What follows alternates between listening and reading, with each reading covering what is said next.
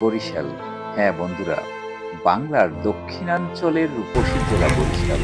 ডান নদী খাল, দিনে বরিশাল, যাইতে শাল আইতে শাল, তার নাম বরিশাল। বড় বড় শাল গাছ ছিল, তাই এর নাম হয়েছিল বরিশাল।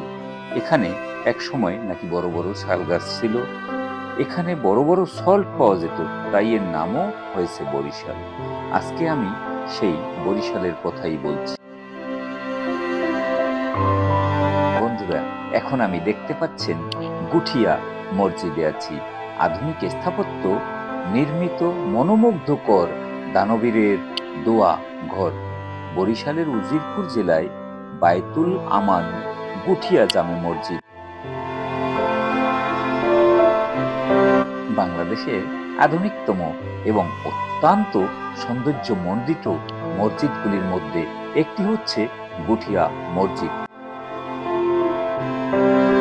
সাদা মার্বেল পাথর, বিশাল গম্বুজ, খোলা আকাশের নিচে সবুজ উদ্যান ও জলধারের পানিতে মসজিদের প্রতিছবি, সব মিলিয়ে যেন একটি শিল্পকর্ম। বায়তুল আমান জামে মসজিদটি গুঠিয়া মসজিদ নামে পরিচিত। এ যেন স্বর্গীয় সৌন্দর্যের এক জীবন্ত প্রতিছবি। গুঠিয়া মসজিদটি দূর থেকে দেখলে মনে হয় সাদা সোনালী রঙে সাজানো, যেন কোনো এক রাজপ্রাসাদ। গুঠিয়া মসজিদটি সবুজ প্রকৃতির মাঝে যেন এক শান্তির অপূর্ব বার্তা।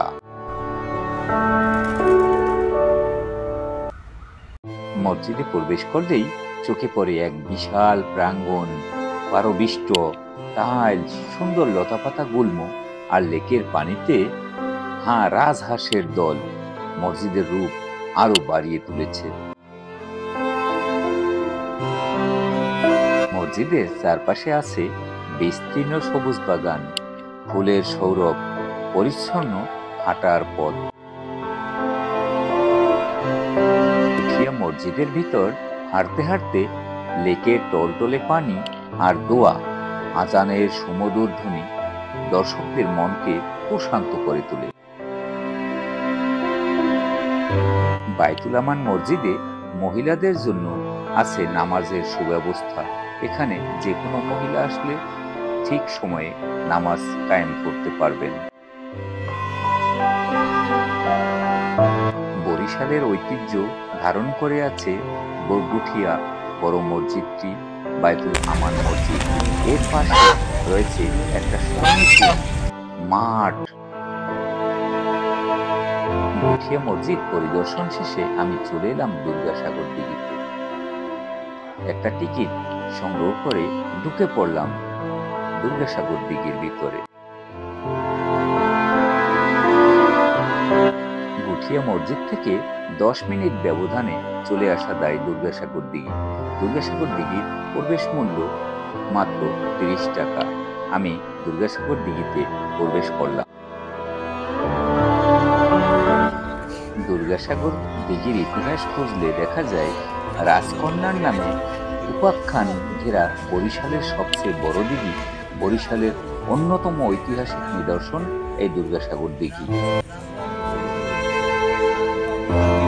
রাজা রামচন্দ্র তার কন্যা দুর্গার তৃষ্ণা নিবারণের জন্য এক বিশাল দিঘি খনন করেছিলেন।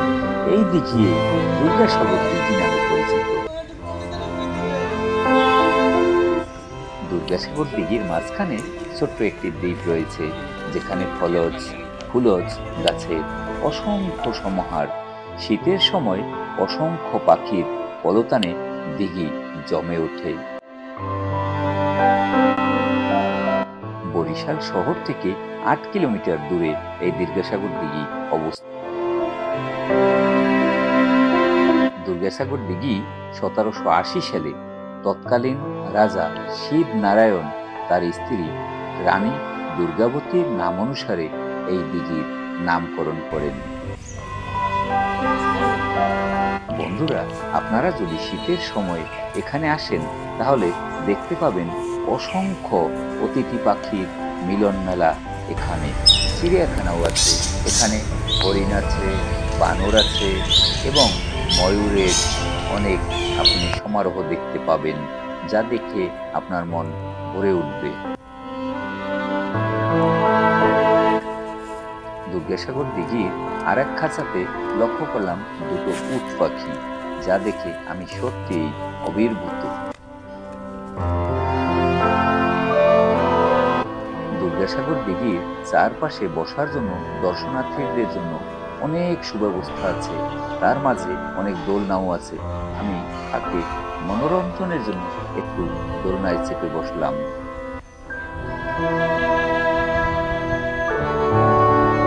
হঠাৎ আমার চোখ পড়ল দুর্গাসাগরের দিঘির মাঝখানটার সেই দ্বীপটায়। দেখলাম নানা জাতের পাখির পলতান দিঘির পরিবেশকে আরো মনোমুগ্ধকর করে তুলেছে।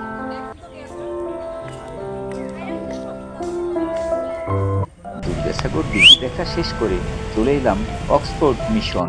পুরান বরিশাল ইংরেজ আমলের অন্যতম নিদর্শন এই অক্সফোর্ড মিশন চার্চ।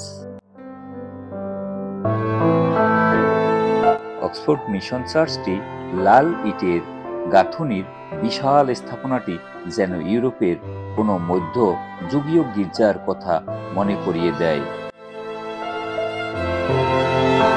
বরিশালের আরেকটি ঐতিহাসিক জায়গা হচ্ছে কীর্তনখোলা নদীর তীর এবং সেই সদরঘাট, যেখানে অসংখ্য লঞ্চ এসে ভিড় করে। আমি লঞ্চ ঘাটে টিকিট কাউন্টারে ঢুকে একটা টিকিট সংগ্রহ করে তড়িঘড়ি লঞ্চ ঘাটের ভিতরে প্রবেশ করলাম।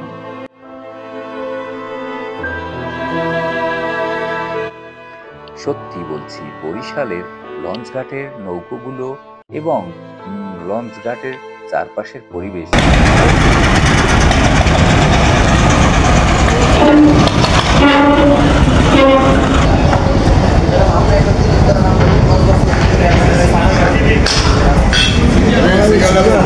দেখলে মনে হবে আপনি কোনো বড় ফুটবল মাঠে বসে আছেন।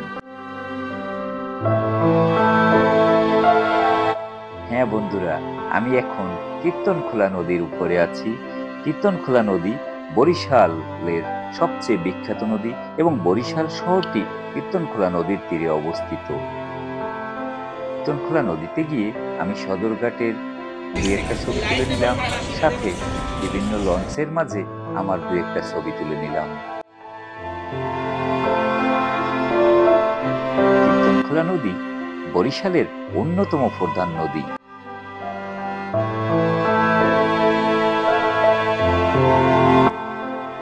কীর্তনখোলা নদী পরিদর্শন করে আমি চলে আসলাম বরিশালের সবচেয়ে অত্যাধুনিক কলেজ, সেই বিখ্যাত বিএম কলেজ প্রাঙ্গণে।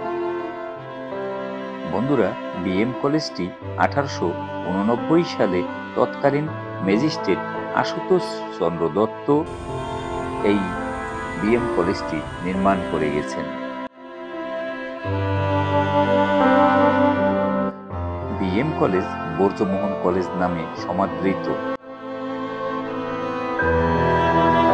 বিএম কলেজ দক্ষিণবঙ্গের সবচাইতে ঐতিহাসিক, ঐতিহ্যবাহী এবং বিখ্যাত কলেজ। বিএম কলেজ বহু বিভাগ সমৃদ্ধ একাডেমিক ভবন, অত্যাধুনিক বিজ্ঞান ল্যাব এবং বিভিন্ন ধরনের রকমারি সরঞ্জাম দিয়ে সুসজ্জিত।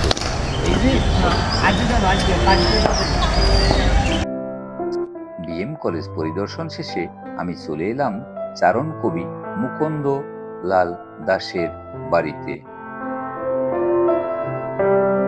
দেখতে পাচ্ছেন কবি মুকুন্দ দাস প্রতিষ্ঠিত সেই কালী মন্দিরটি। বরিশাল শহরের প্রাণকেন্দ্র নথুল্লাবাস বাস স্ট্যান্ডের ঠিক পশ্চিম পাশেই অবস্থিত চারণ কবির বাড়িটি এবং সেই মন্দিরটি। এর সাথে শেষ করছি বরিশাল ভ্রমণ। আর যদি ভিডিওটি আপনাদের ভালো লেগে থাকে তাহলে অবশ্যই লাইক, কমেন্টস ও শেয়ার করে পাশে থাকবেন আর সাবস্ক্রাইব করে রাখবেন। আরো নতুন কোনো ভিডিও নিয়ে আপনাদের সাথে হাজির হব। ততক্ষণে ভালো থাকেন, সুস্থ থাকেন, এই প্রত্যাশায় আজকের মতো এখানেই রাখছি। ধন্যবাদ।